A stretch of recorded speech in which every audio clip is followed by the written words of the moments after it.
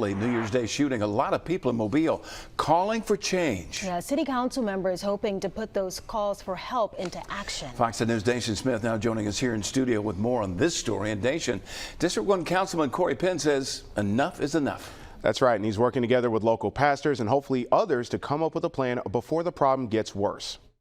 It was the last thing any of us wanted to report. A deadly shooting at Mobile's New Year's Eve celebration for a second year in a row.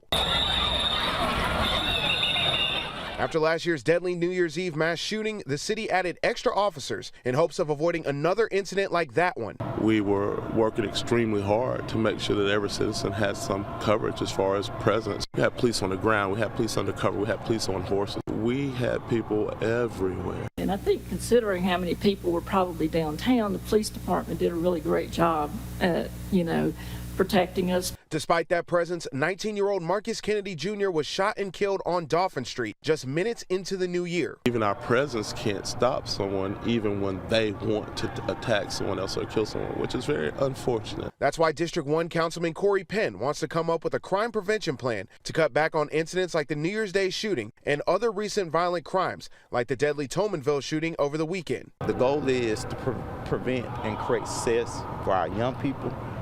And I believe by doing that, it will prevent crime. To do it, Councilman Penn wants to get input from city leaders, police, and even church leaders like Pastor Marvin Liu, who says he believes recent tension in the community could be preventing progress. We've got increase on black crime. Of course, we've had the well-documented incidents with law enforcement. So there is an atmosphere of tension that is creating moments of violence. It's still early in the planning stages, but Pastor Liu says they are planning a peace forum for MLK weekend, where they're inviting young people to bring their concerns to city officials. When you're having 19 and 20 and 25-year-olds, when you're having young girls getting stabbed at the park, our young people are being impacted, but sometimes we take so much time to talk at them instead of listening to them. And Pastor Liu says the Peace Forum is scheduled to take place on January 13th at 3 o'clock after the day of service activities.